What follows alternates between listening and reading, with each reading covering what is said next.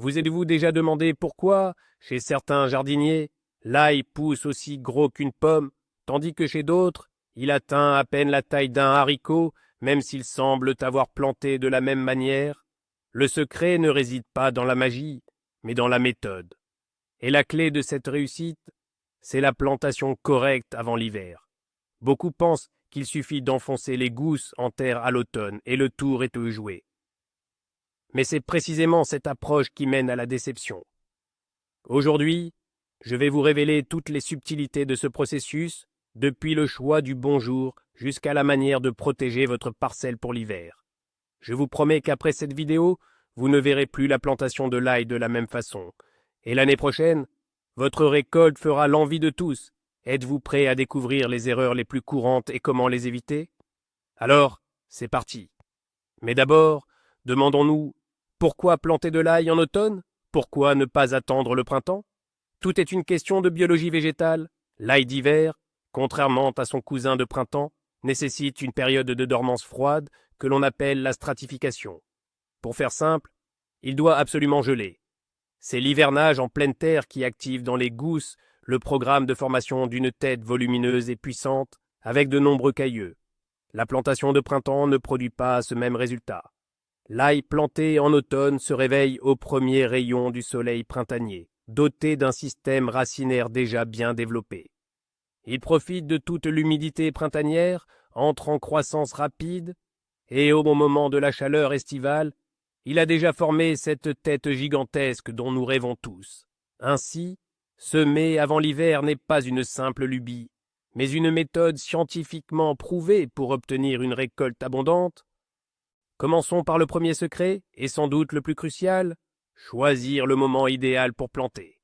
C'est là que 90% des jardiniers débutants se trompent.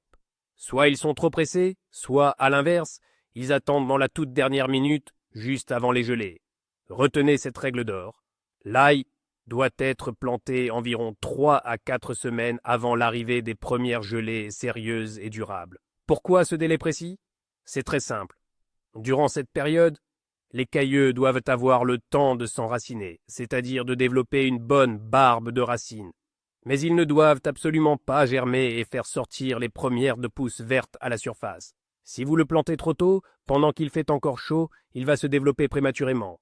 Et les premières, faut de se dire fortes gelées, détruiront ce jeune feuillage fragile, ce qui affaiblira considérablement la plante. Si au contraire, vous attendez trop, le cailleux n'aura pas le temps de s'enraciner et risque de geler ou de pourrir dans une terre trop froide.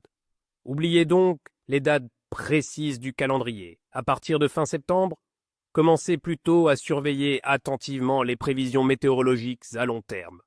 Commençons par dissiper un mythe très répandu concernant la plantation à la date traditionnelle du 14 octobre, souvent appelée l'apocrove.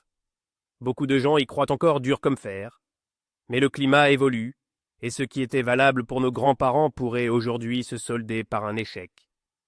Planter en banlieue de Moscou à cette date, ou dans le sud de la Russie, ce sont deux réalités météorologiques totalement distinctes. Le seul véritable indicateur, ce sont les températures du sol et de l'air. Le moment idéal arrive lorsque la température moyenne de l'air se maintient stablement entre 5 et 7 degrés Celsius et que celle du sol, à la profondeur de plantation, est descendue à 10 degrés. Pour le savoir, nul besoin de courir partout avec un thermomètre. Il suffit d'observer la nature et de consulter la météo. Dès que les températures nocturnes frôlent régulièrement le zéro ou un léger négatif, et que, durant la journée, elles ne dépassent plus les 10 ou 12 degrés, c'est le moment d'agir. C'est précisément le signal qu'il vous reste ces fameuses 3 ou 4 semaines avant l'arrivée des vraies gelées. Abordons maintenant la question du choix variétal.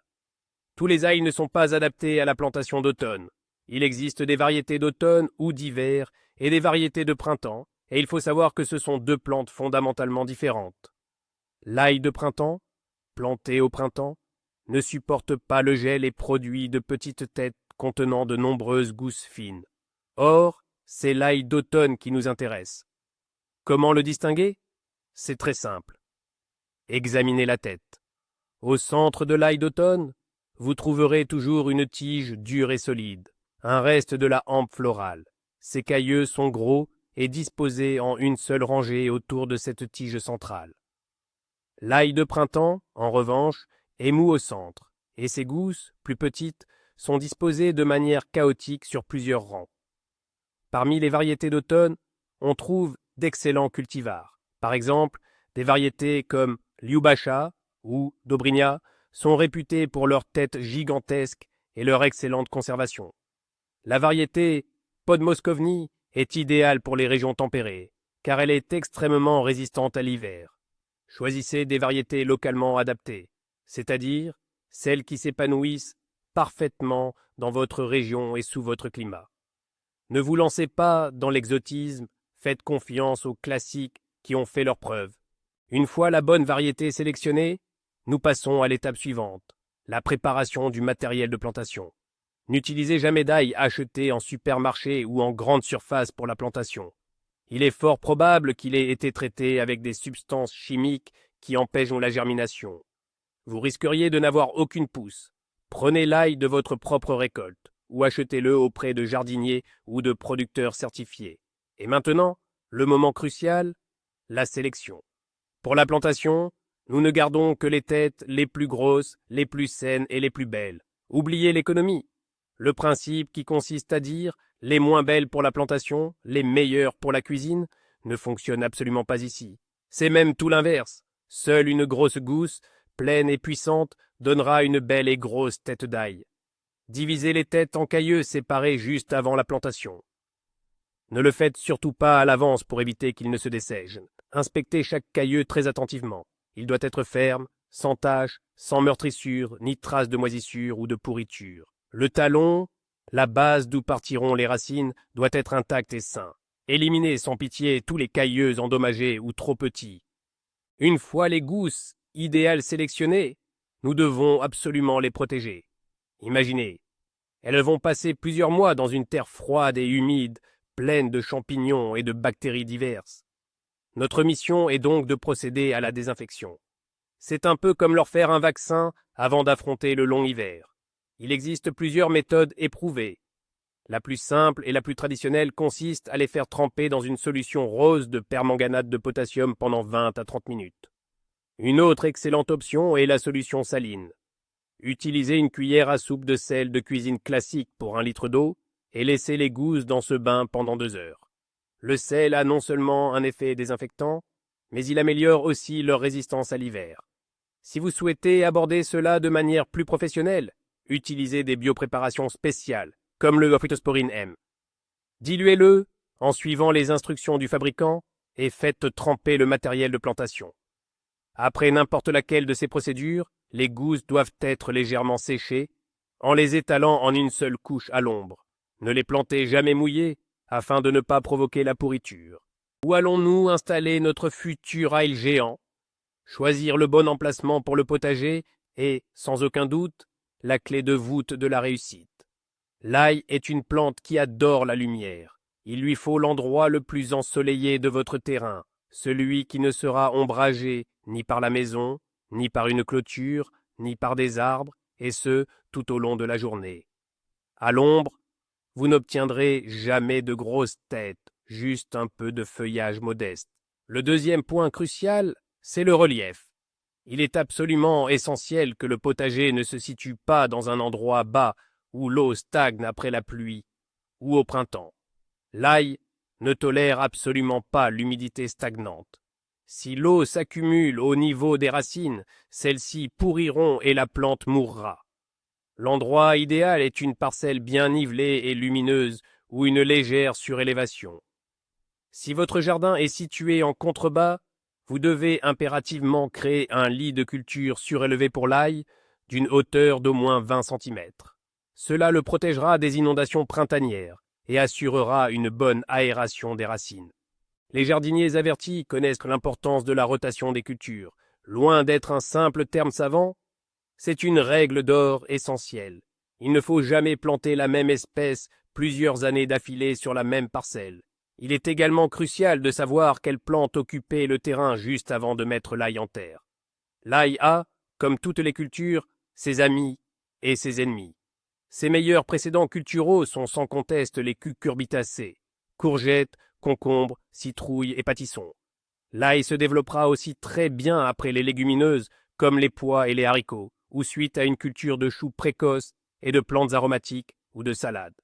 Ces végétaux n'ont ni maladie, ni ravageurs communs avec l'ail, et ils ont l'avantage de bien aérer et d'enrichir le sol. À l'inverse, les pires précédents sont l'oignon et l'ail lui-même. Après leur passage, le sol s'est gorgé d'agents pathogènes spécifiques, comme la fusariose ou la pourriture blanche. Il faudra alors attendre au moins 3 à 4 ans avant d'y replanter de l'ail. Enfin, évitez également de le cultiver après la pomme de terre et la tomate. Ces dernières épuisent fortement le sol en puisant le potassium, un élément essentiel dont l'ail a absolument besoin pour former de belles et grosses têtes. Le choix de l'emplacement est fait et la rotation des cultures respectée. Il est temps de préparer le sol, c'est le fondement d'une bonne récolte. L'ail adore une terre meuble, fertile, bien aérée et présentant un pH neutre. Si le sol de votre potager est argileux et lourd, il faut impérativement l'améliorer. Incorporez du sable, de la tourbe ou de la sûre bien décomposée pour l'alléger. Si au contraire, votre sol est trop sableux et pauvre, enrichissez-le avec du compost ou du fumier bien mûr pour le rendre plus nourrissant et améliorer sa capacité de rétention d'eau. La préparation de la planche de culture doit se faire à l'avance, au minimum 2 à 3 semaines avant la plantation afin que la terre ait le temps de se tasser naturellement. Pêchez la zone sur la profondeur d'un fer de bêche complet en veillant à retirer méticuleusement toutes les mauvaises herbes et leurs racines. Émiettez ensuite toutes les mottes. Idéalement, la terre devrait être aussi fine que du duvet. Cela permettra au système racinaire de l'ail de se développer et de respirer sans contrainte, ce qui influencera directement la taille des futures têtes. Ne négligez pas cette étape cruciale car c'est maintenant que vous posez les bases de votre réussite pour toute la saison. La préparation du sol ne s'arrête pas au simple retournement. Il faut l'amender et le nourrir correctement. L'apport d'engrais à l'automne est la clé d'un démarrage puissant au printemps.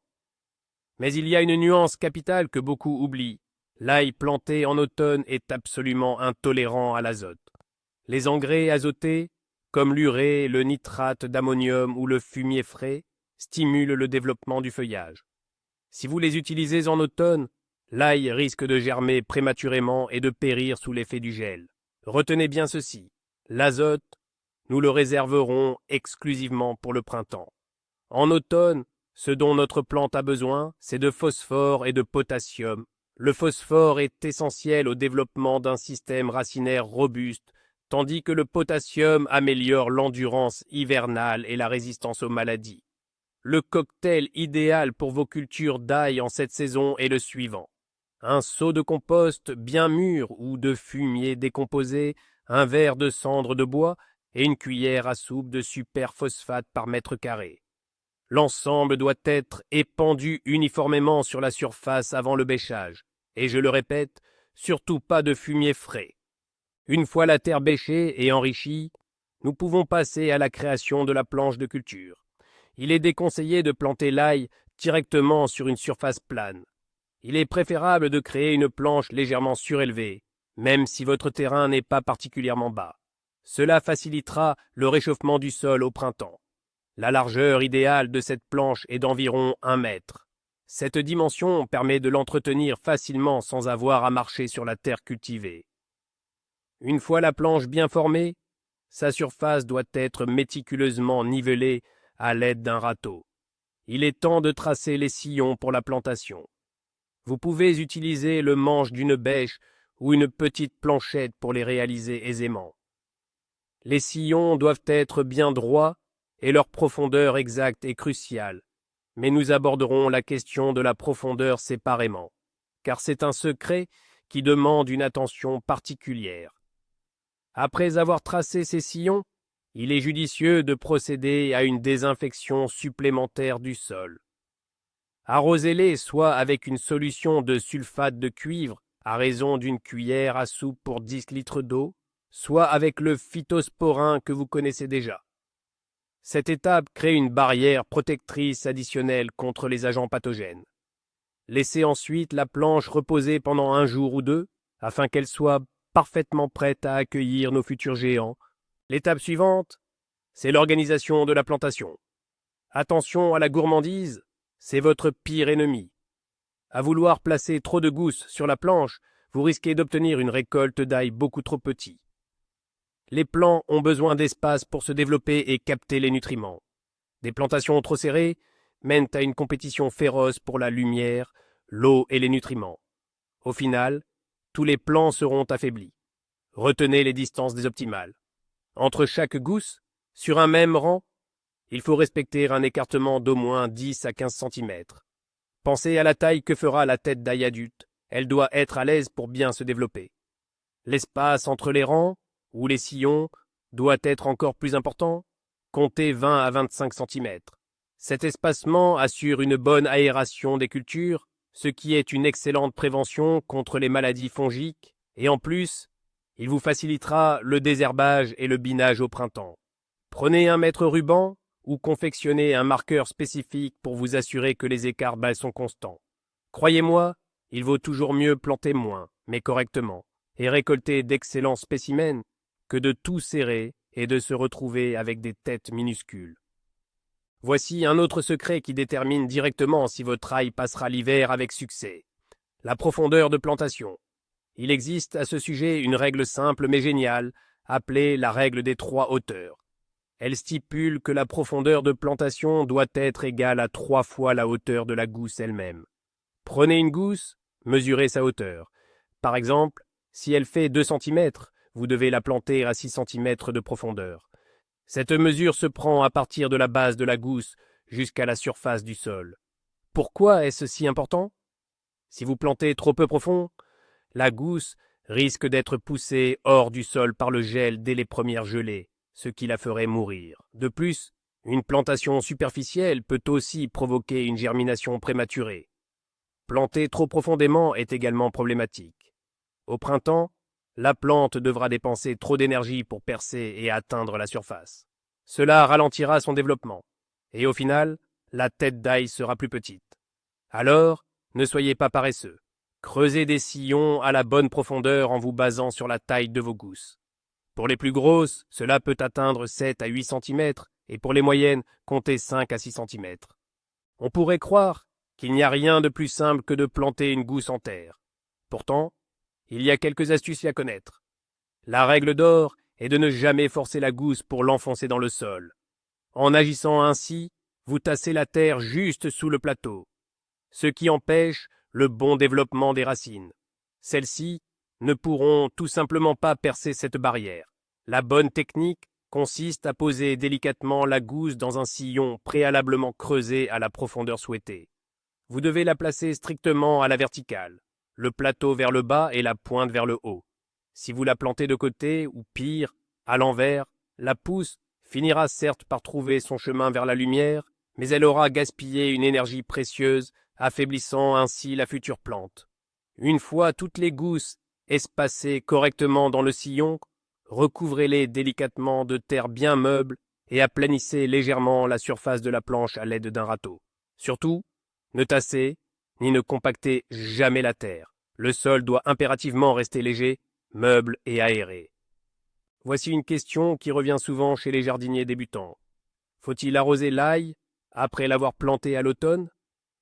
La réponse est simple. Dans l'immense majorité des cas, non, surtout pas. Démystifions cette idée reçue.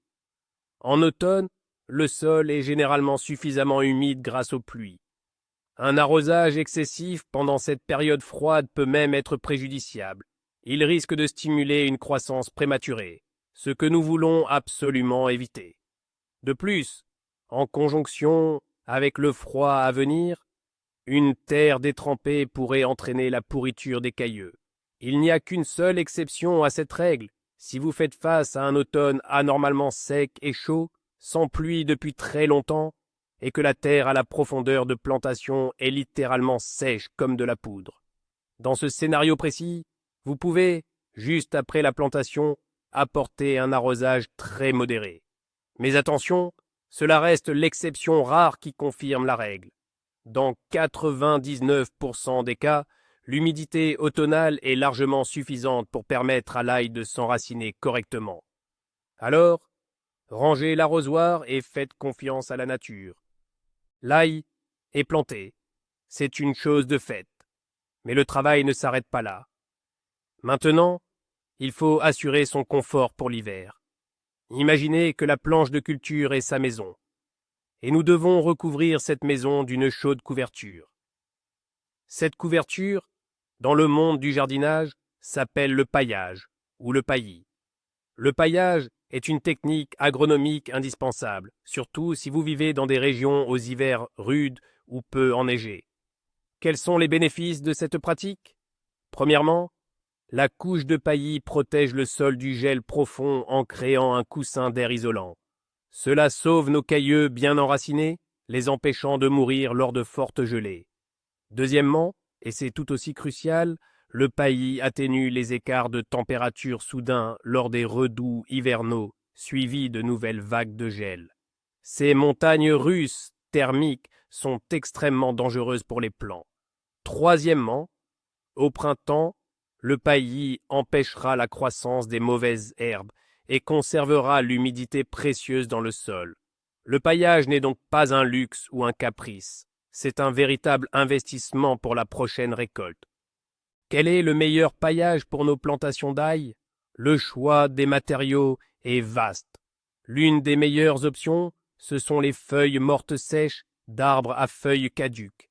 Attention, évitez absolument celles des arbres fruitiers, car elles peuvent abriter des maladies et des parasites pendant l'hiver. Les feuilles de bouleau, d'érable ou de tilleul, par exemple, sont un excellent choix. La paille ou le foin conviennent également très bien. Ils sont légers, très aérés et isolent parfaitement contre le froid. Vous pouvez aussi opter pour de la tourbe blonde ou du compost bien mûr. Non seulement ils protègent du gel, mais en plus, ils fourniront un excellent apport nutritif au printemps. Certains jardiniers utilisent de la sciure bien décomposée ou des aiguilles de pin. Les aiguilles de pin ont l'avantage de légèrement acidifier le sol et d'éloigner certains nuisibles. Par contre, il faut absolument éviter la sciure fraîche qui consomme beaucoup d'azote du sol pour se décomposer, ainsi que le film plastique sous lequel l'ail risquerait de pourrir lors des redoux hivernaux. Privilégiez toujours des matériaux naturels et respirants. Et un dernier conseil important, ne paillez pas votre culture immédiatement après la plantation. Attendez que les premières gelées légères aient eu lieu et que la couche supérieure du sol soit légèrement gelée. Maintenant que nous avons choisi le matériau de paillage, quelle épaisseur idéale faut-il donner à cette couche protectrice? Ici, la règle d'or est la même que partout. Il faut trouver le juste milieu. Une couche trop fine, d'1 ou 2 centimètres, ne remplira tout simplement pas sa fonction et ne protégera pas suffisamment contre le gel. Le premier coup de vent risquerait de l'emporter. Inversement, un paillage beaucoup trop épais, disons 20 centimètres, pourrait se révéler néfaste.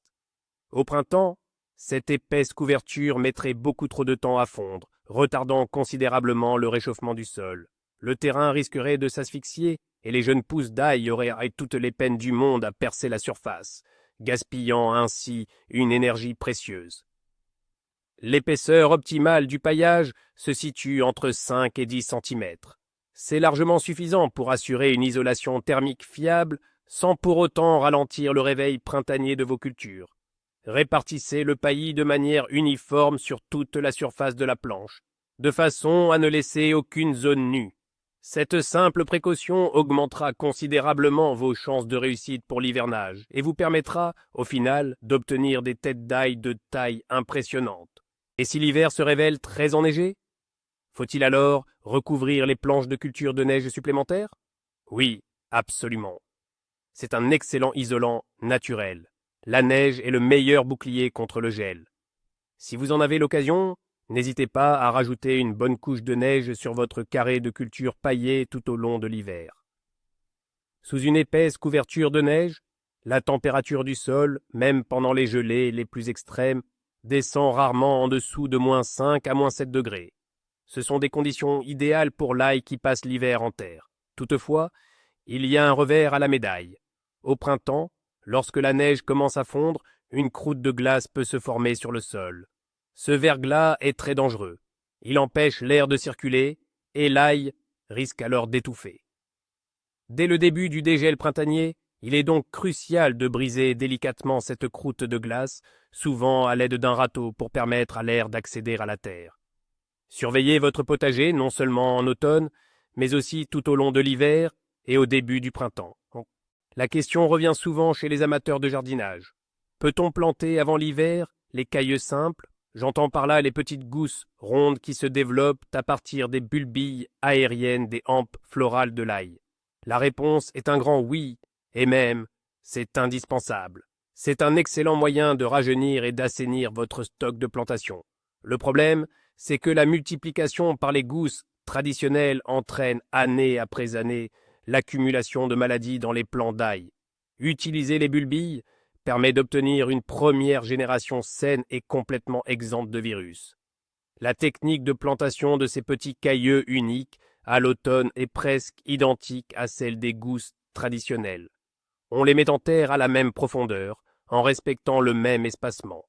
La seule différence est que, l'année suivante, vous ne récolterez pas une tête complète d'ail, mais à nouveau un seul gros cailleux rond qui aura cette fois la taille d'une belle noix. C'est ensuite ce gros cailleux, replanté l'automne d'après, qui vous garantira une récolte d'élite. Des têtes d'ail vraiment gigantesques et d'une santé irréprochable. Le printemps est là. Que faire maintenant? Quand faut-il retirer cette couverture hivernale, ce paillis? Là aussi, il est crucial de ne pas rater le bon moment. Si l'on retire le paillis trop tôt, quand de fortes gelées tardives sont encore possibles, les jeunes pousses délicates risquent de s'abîmer. Si, à l'inverse, on traîne trop, le sol sous cette couche se réchauffera lentement, ce qui, comme on l'a dit, ralentira considérablement la croissance des végétaux. Le meilleur indicateur, c'est lorsque la neige a totalement disparu, que la terre a dégelé et que vous apercevez les premières pointes vertes de l'ail. C'est le moment de ratisser délicatement le paillis hors du massif, en prenant soin de ne pas blesser les jeunes pousses. Attention, ne l'éloignez pas trop, elle pourrait encore servir.